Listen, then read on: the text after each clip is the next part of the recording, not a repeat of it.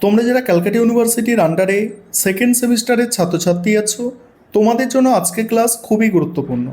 আজকে ক্লাসে তোমাদের ইএনভিএস অর্থাৎ পরিবেশবিদ্যা সাবজেক্টের ইউনিট 1 থেকে গুরুত্বপূর্ণ এমসিকিউ প্রশ্নোত্তর নিয়ে আলোচনা করব এবং তোমাদের এমসিকিউ প্রশ্নোত্তরগুলো আমি অনলাইনার হিসাবে রেখেছি।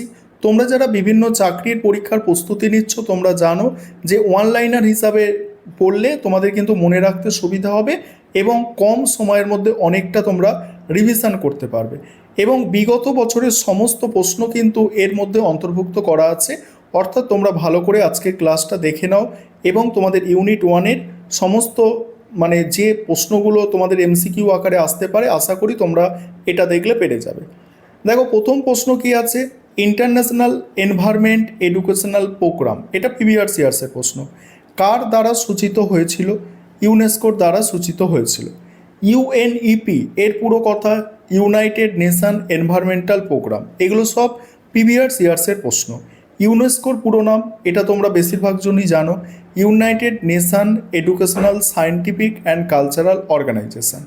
পরিবেশবিদ্যা কী ধরনের বিষয়? বহু বিষয়ক বা মাল্টিডিসিপ্লিনারি বিষয়। সুস্থায়ী উন্নয়ন কথাটি প্রথম কোন রিপোর্টে ব্যবহৃত হয়? উত্তর হচ্ছে ব্রুটল্যান্ড রিপোর্টে ব্যবহৃত হয় 1987 সালে।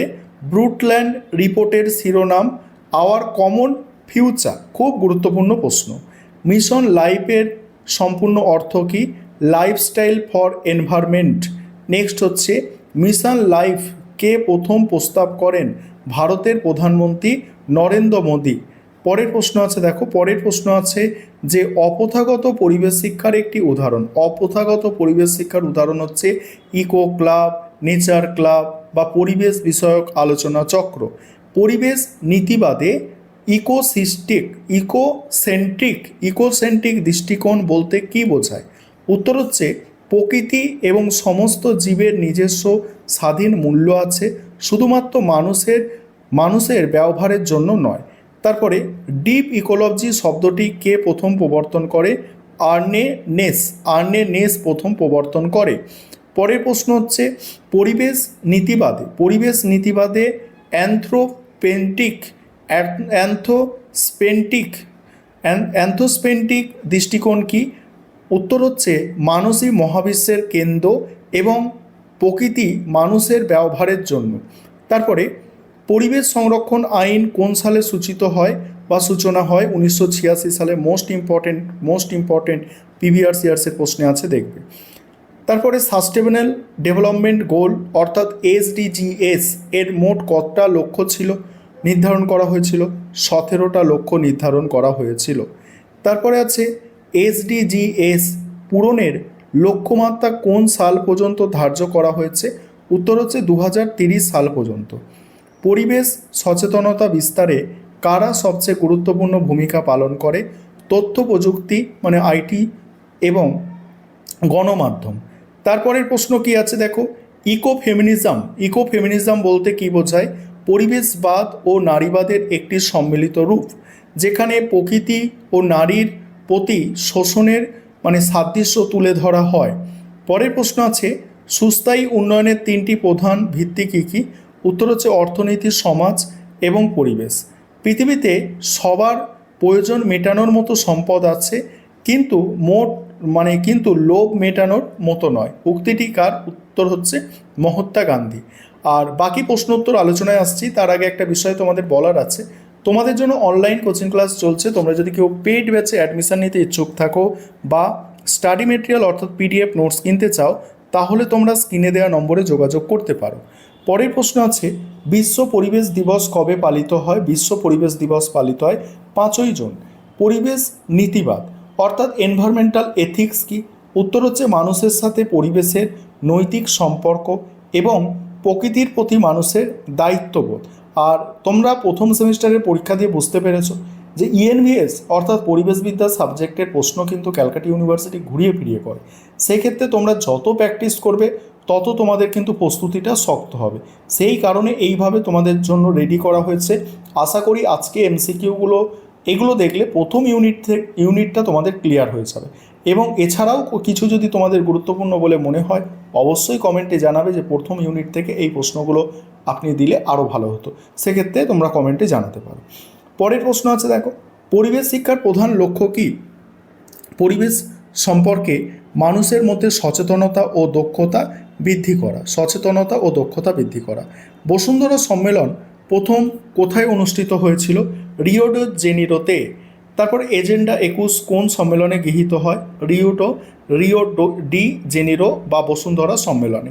তারপরে মিশন লাইফের মূল উদ্দেশ্য পরিবেশ বান্ধব জীবনযাত্রা বা জীবনশৈলী গ্রহণ করা। পরিবেশের সজীব উপাদান কোনটি? উত্তর হচ্ছে উদ্ভিদ ও পানি। পরিবেশের ভৌত উপাদান মাটি, জল, বায়ু। ঝুঁকি মানে রিস্ক এবং বিপন্নতা সম্পর্ক কি? উত্তর হচ্ছে কোনো দুর্যোগে ঝুঁকি মানুষের বিপন্নতার মাত্রার ওপরে নির্ভর করে। তারপরে আছে, দেখো, তারপরে আছে প্রথাগত পরিবেশ শিক্ষা কোথায় দেয়া হয়? বিদ্যালয়, কলেজ আর বিশ্ববিদ্যালয়। আর পরিবেশবিদ্যার পরিধি কেমন? এটি বিজ্ঞান, সমাজবিজ্ঞান, আইন ও অর্থনীতির এক বিশাল সংমিশ্রণ। তবে যাই হোক, ইউনিট 2টাও আলোচনা করে দিচ্ছি, দেখে নাও তোমরা। ইউনিট 1 তো আলোচনা করলাম, ইউনিট 2টাও আজকে ক্লাসেই আলোচনা করছি, তোমরা দেখো। দেখো, ইকোলজি বা বাস্তু সংস্থান শব্দটি প্রথম কে ব্যবহার করে? Ernst Haeckel. আর ইকোসিস্টেম শব্দটা ব্যবহার করেছে টান্সলে। ঠিক আছে, জি বলছে এজি টান্সলে। এইভাবে পরপর যদি প্রশ্নগুলো থাকে না, তোমাদের মেমোরাইজ করতে একটু সুবিধা হবে। সেই কারণে তোমরা দেখে নাও, খুবই উপকৃত হবে যারা ক্লাসটা আজকে দেখছো। আর অবশ্যই একটু শেয়ার করবে নিজেদের সহপাঠীদের মধ্যে বা বন্ধুবান্ধবদের মধ্যে, যাতে তারাও ক্লাসটা দেখার সুযোগ পায়। অনেক পরিশ্রম করে তোমাদের জন্য এগুলো তৈরি করা হয়। বাস্তুতন্ত্রের শক্তির প্রধান উৎস কী? প্রধান উৎস হচ্ছে সূর্য। বাস্তুতন্ত্রের শক্তির প্রবাহ সর্বদা কী প্রকৃতির হয়? উত্তর হচ্ছে একমুখী। লিন্ডেম্যানের সূত্র অনুযায়ী এক পুষ্টিস্তর থেকে পরবর্তী পুষ্টিস্তরে কত শতাংশ শক্তি স্থানান্তরিত হয়? উত্তর হচ্ছে 10%। বাস্তুতান্ত্রিক পিরামিড কয় প্রকারের? 3 প্রকারের। সংখ্যা পিরামিড, বায়োমাস পিরামিড এবং শক্তি পিরামিড। তারপরে দেখো পরের প্রশ্ন আছে, কোন বাস্তুতান্ত্রিক পিরামিড সর্বদা সোজা বা ঊর্ধ্বমুখী হয়? উত্তর হচ্ছে শক্তি পিরামিড। খাদ্য শৃঙ্খল সাধারণত কয় প্রকারের হয়? 2 প্রকারের, গ্রেজিং এবং ডেট্রিটাস। ডেট্রিটাস খাদ্য শৃঙ্খল কোথা থেকে শুরু হয়? পচনশীল জৈব পদার্থ বা মৃত জীবদেহ থেকে। বাস্তুতন্ত্রে উৎপাদক কাদের বলা হয়? সবুজ উদ্ভিদ অর্থাৎ স্বভোজীদের। বাস্তুতন্ত্রে বিয়োজক এর একটি উদাহরণ? উত্তর হচ্ছে ব্যাকটেরিয়া, ছত্রাক, এরা হচ্ছে বিয়োজক। একাধিক খাদ্য শৃঙ্খল পরস্পর যুক্ত হয়ে কী গঠন করে? ফুড ওয়েব অর্থাৎ খাদ্য জাল তৈরি করে। বাস্তুতান্ত্রিক পর্যায়ক্রম কি? কোনো নির্দিষ্ট স্থানে জীব সম্প্রদায়ের একটি ক্রমান্বয়ে আগমন ও পরিবর্তন। তারপরে নগ্ন পাথরের ওপরে যে পর্যায়ক্রম শুরু হয় তাকে কি বলে?